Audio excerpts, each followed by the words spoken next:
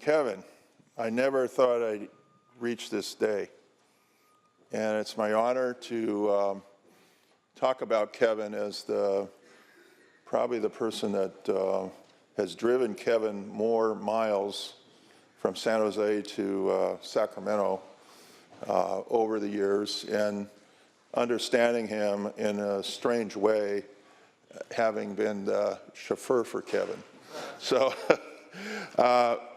I want to say, first of all, when I first saw Kevin, I saw the fire and the passion he had for social justice, his care for the disabled, the disadvantaged. And he really exhibited this in his work that he did here, as well as his personal actions. I remember attending an event with him in San Jose. There was a little girl who had developmental disabilities, and she had an accident. She fell off the platform at this event. She was a very small little girl, and she hurt herself. She had, I think, a serious head injury. It was kind of scary. The child was very scared and was immediately crying, but immediately Kevin went over to the little girl. And Kevin comforted her, held her in his arms, and held her for a long time, telling her it would be okay. The child did not actually want to leave Kevin when she called him Uncle Kevin. When the EMS staff arrived, and Kevin would not leave her. The connection exists between them today. And Kevin, remember the big smile and hugs every time she sees you. I believe you can judge a leader by the size of the problems they tackle. And Senator De Leon has tackled some of our biggest problems in California: climate change, homelessness, sexual assault, worker protections. Consider his legislation. SB 967, no means no. This is a bill to stop date rape on college campuses. The measure requires our college campuses to institute protections and programs to educate students and assist the victims of sexual assault. Another one would be SB 1206. This is the No Place Like Home Act. This is $2 billion, a proposal to help our cities and counties build housing for those suffering from mental health disorders who have no place to call home except for the streets. He has been a champion for working families and people who have been marginalized by passing SB 588 to stop millions in wage theft by dishonest employers. SB 1234 was a national landmark California Secure Choice Retirement Savings Plan, a program that lets hard-working Californians invest in their retirement so that they can look forward to their golden years without worry. And of course, SB 54, the California Values Act, limits the immigration enforcement at public schools, hospitals, courthouses, ensuring everybody in our community feels safe, regardless of their immigration status. And California's law enforcement cannot be commandeered and used by ICE to tear families apart, undermine their safety, or wreak havoc on our economy. And for all Californians, he has made in California, California a worldwide leader in clean energy by establishing a framework to decrease our dependency on petroleum for power and transmission with the passage of SB 350, the Clean Energy Pollution Reduction Act, Also, SB 100 furthers this goal and will be hopefully signed into law later this year. Now, these laws and others, Kevin, they created the tone and direction for the state Senate, the direction and tone that you gave us, all 40 of your colleagues, under your leadership as President Pro Tem. You set the tone for us. That is leadership. And these laws will improve Californians' lives for generations to come. And it will be looked on in the future as visionary turning points in our California's remarkable history. Senator De Leon, it's been an honor to serve with you in this chamber and in the legislature your entire career here. And I look forward to lobbying you in Washington, D.C. However, when I show up, I don't want you to be late. It's an honor. Thank you. Thank you, Senator Bell. To Senator De Leon. Senator Lara. Thank you, Madam President. Colleagues, fellow Americans, fellow Californians. From Arcata to Yucaipa, from Crescent City to Culver City, from the Oregon border to the Mexican border, where we don't build walls, we tear them down. It is my honor and my privilege and my prerogative to honor the most progressive, productive, perspicacious Senator, President Pro Tem, Emeritus, I know as Kevin De Leon. The pride of Silver Lake, by the way of Logan Heights, Mexico, Guatemala, China. I mean, you know, we all have our own story. Let me be very clear. Let me emphasize, accentuate, highlight, punctuate, underscore, italicize, stress, feature, and call attention to the importance of his work. Kevin was the son of an immigrant mother who, and stop me if you actually heard the story before,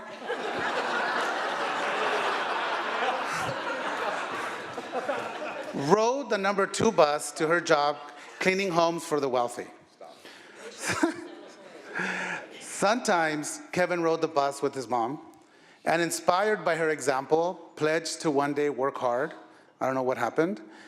To go to school. He dropped out of the first college, but it's okay. Became a state legislator, got that done, and made sure everybody pays their fair share, and that's exactly what he's done. He rose to power as a friend of the working men and women of the state, as a friend of the underserved Californians, but let's be honest, perhaps more importantly, a friend of Javier Núñez. But today, members, it's gonna stop. Today, we celebrate his own legacy, our very own Mexican Al Gore. Climate action isn't only his passion, there's also retirement security, immigrant rights, income inequality, homelessness, and whatever else his friend Tom Steyer decides is important that day. And there's also that Scott Wiener net neutrality bill, but I think it's too soon to talk about that. Members, in all seriousness, Kevin came to the Senate as one of my closest friends, and I had the unique and undescribable privilege of watching one of my closest friends grow into one of America's most effective legislative leaders. Under his leadership, the Senate has been a relentless force for good public policy defined by economic justice, human rights, and social change. But even more than the laws that he wrote and helped shape, and the millions of California lives for which he built a brighter future, You know, what really makes Kevin proud at the end of the day, and we've often had these moments when he was pro tem, is exactly what is in the LA Times today. If you look at the upper fold, the Senate moves closer to its goal of 100% clean energy. Brown okays bill and ending money bail. The state decries ICE courthouse arrest. This is what makes him proud, that this is the work of our California Senate. And we're fighting every day for our most vulnerable Californians. This is the trend he set as pro tem of this House. He has redefined what the exercise of power in the People's House is, looks like, sounds like, and feels like. He earned the intense loyalty of his staff, who I was proud to be one of, that when things didn't go our way, we ended up on the 6th floor, right next to the cafeteria. But guess what? We were all in that little office together. We can hear people buying sandwiches through the wall. But that's who we were. We were proud, loyal staffers. And at some point, you know, we were banished to the 6th floor, but we didn't care because we were ready for the next fight. And that's what we do. He was different. He had a different upbringing. He spoke with a different accent, as he blames me for speaking for a different accent too, which I'm very proud of. He followed a different beat, but it's that different that made him great. It is that different that compelled him to disrupt the political status quo. And it's that different that helped him identify with anyone who has been demonized, downsized, discriminated against, or made to feel he didn't belong. Now, members, I'm sure you saw, Kevin has been admonished for fighting for a place at the table, for not waiting his turn. But colleagues, that is how change happens. You know, he has even been called a provocateur. His entire work completely diminished and ignored. But it's actually, you know, I find quite disrespectful and insulting. But, you know, some of us are used to that, and we just truck along because our constituents send us here to represent us. They are tired of waiting for clean air, and they're tired for waiting their turn. They are done with being left out of the conversation and waiting their turn. Even though they are a reliable voting bloc and are always eager to support our work and our propositions, they continue to be taken for granted. And that's why, members, some of us do not wait our turn. Kevin believes there's a place for everyone in California to pursue their dreams, to be whatever they want to be, and he came to this great Senate to prove that we can actually get that done for every single Californian. Congratulations, my dear friend. We have had an amazing run, and the Senate, the legislature, our state, are way better off because of your service. Felicidades, compadre.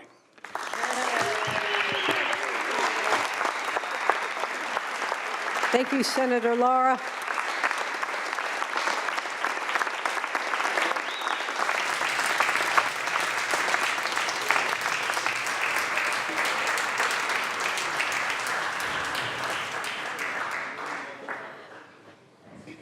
Senator De Leon, it is your turn, but please note you are truly ripe for toasting.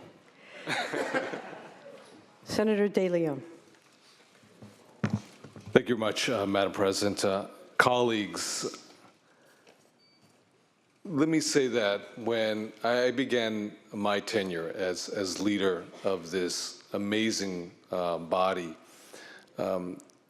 we all began during very difficult times. Very difficult times. When I took over the helm of this body, we had a structural deficit in the millions. And because of that structural deficit, I had to make a very difficult decision with the support of all of my colleagues. We had to lay off 50 people.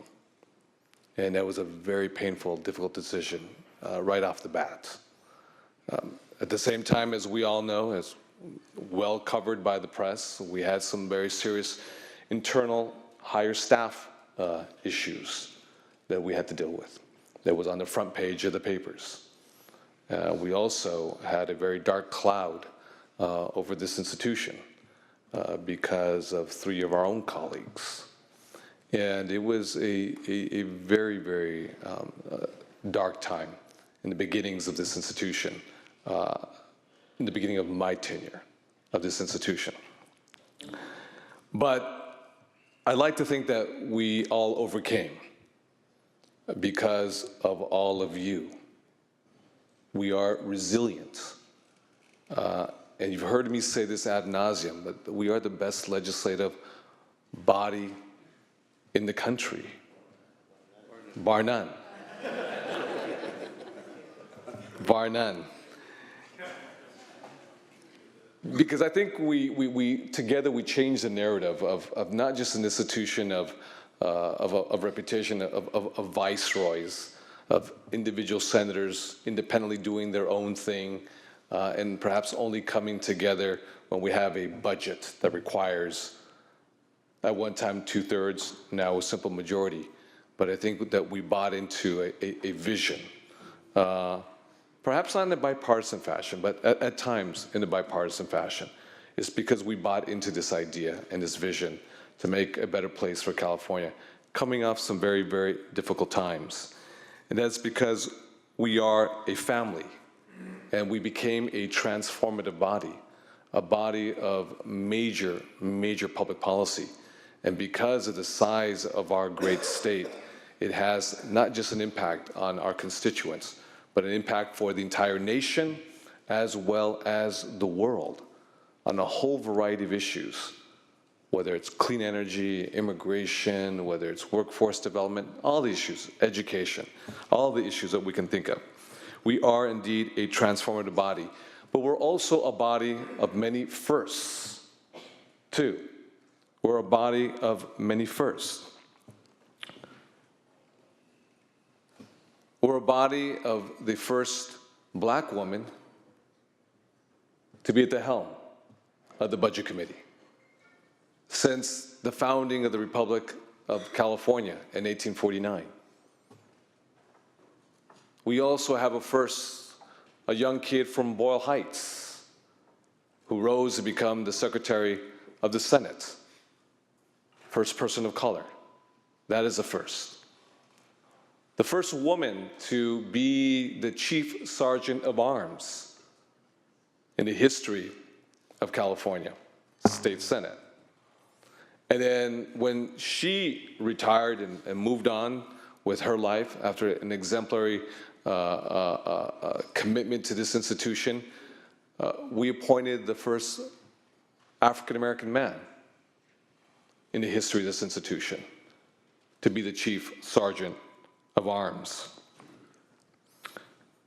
We had the first Asian American woman to be the policy director to any pro tem in California. We had the first Latina to be the chief counsel to the Judiciary Committee of the California State Senate. We are a groundbreaking institution, an institution that doesn't just move the envelope, we actually tear that envelope apart. We are the embodiment, if you will, of the establishment, yet we disrupt the establishment authority. We are in some ways perhaps the definition of the status quo, yet we challenge the status quo. And it is because of all of you. Now the policies we can go through. I know Senator Jim Bell went through numerous policies that we have collectively moved forward together.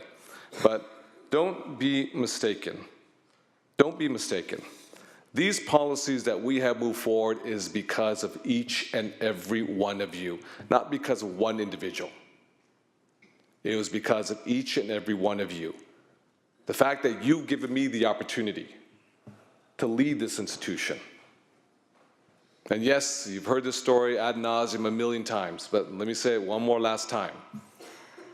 Nowhere is it possible that the youngest child of a single immigrant mother with a third-grade education, a woman who grew up with dirt floors, no plumbing, no electricity, could have the courage of her convictions to cross a border and work her fingers to the bone and have her son rise to become the leader of our California State Senate.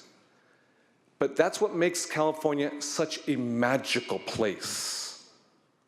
And it's because of you, less so about me, but because of each and every one of you that gave me this opportunity. You know, I want to thank my predecessor, Darrell Steinberg. Darrell Steinberg gave me an opportunity. He's the first Jewish American to be the leader of this august body. I'm the first Latino in over a century to lead this Senate.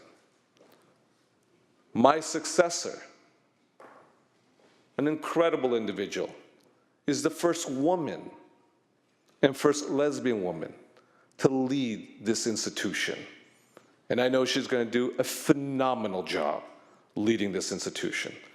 So this is an institution of firsts, not just an old, stodgy institution of viceroys that individually and independently do their own thing, but coming together on the issues that really matter for all of us, Republicans and Democrats alike.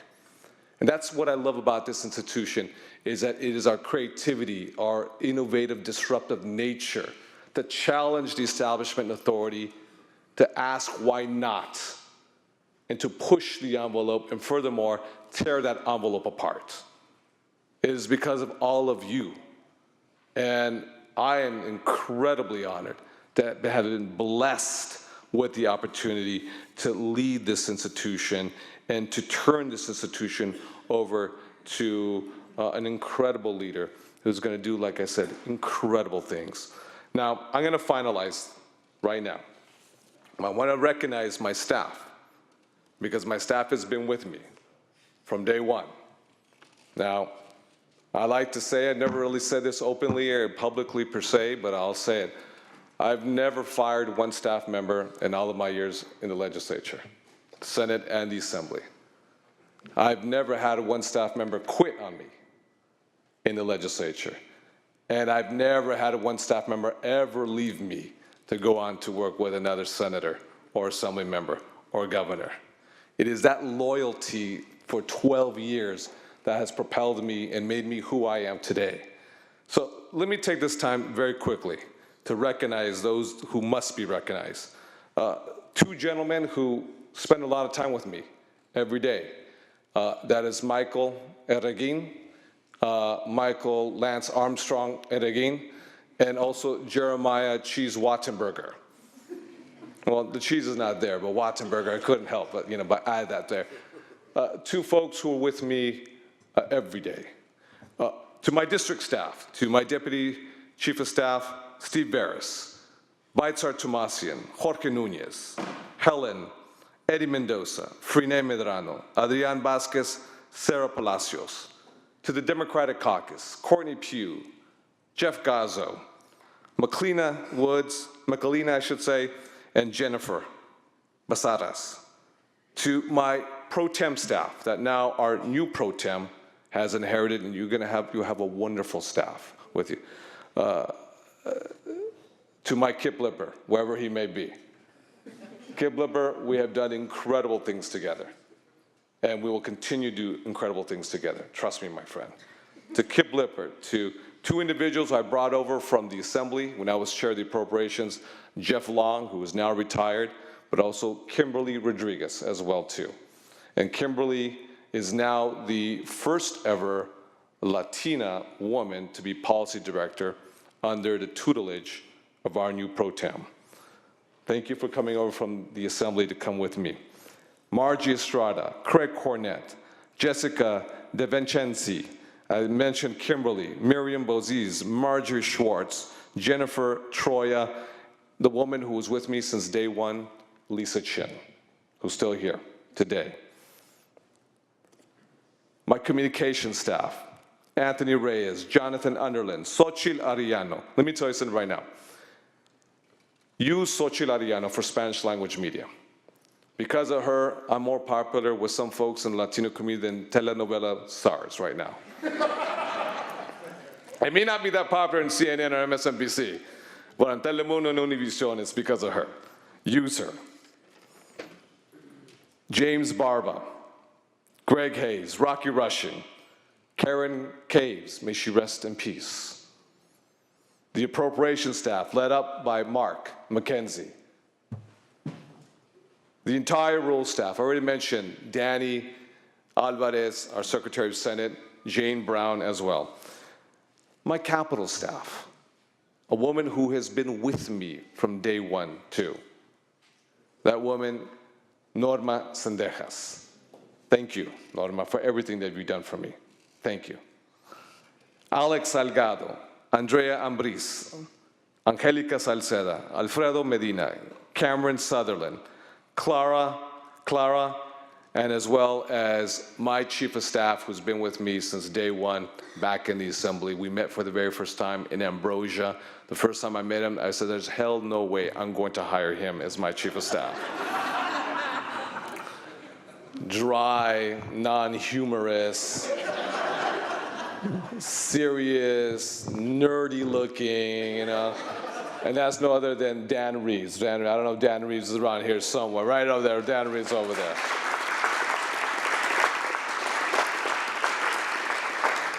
It has been a hell of a ride, my friend, that we've done this all together. And I will say to all of my friends, especially to the freshmen who are here, you are freshmen today, but soon, with a snap of a finger, you will be the senior elder statesmen and women of this institution. It goes very quickly, much more quickly than you think, especially when you're deep in the policies. Not so much the politics, but the policies. If you're not really doing that much, trust me, it feels like you're here for a long time. But when you're really in the thick of it, you know, it goes very quickly. So what I say to you is go for it all. Go for broke. You don't have to be an incrementalist. You don't have to measure and calculate every single step. Democrat or Republican, go for what you believe in, because those are your values that drive you. And from the bottom of my heart to each and every one of you, everything that I've accomplished to date is not possible at all whatsoever without all of you, without your support, even through all the trials and tribulations. Without your support, this is not possible. It has been my greatest honor to lead this institution. I will forever have you in my heart. And let me say this, my friends, all pro tems don't fade away. They just run for the U.S. Senate. Thank you very much, everybody.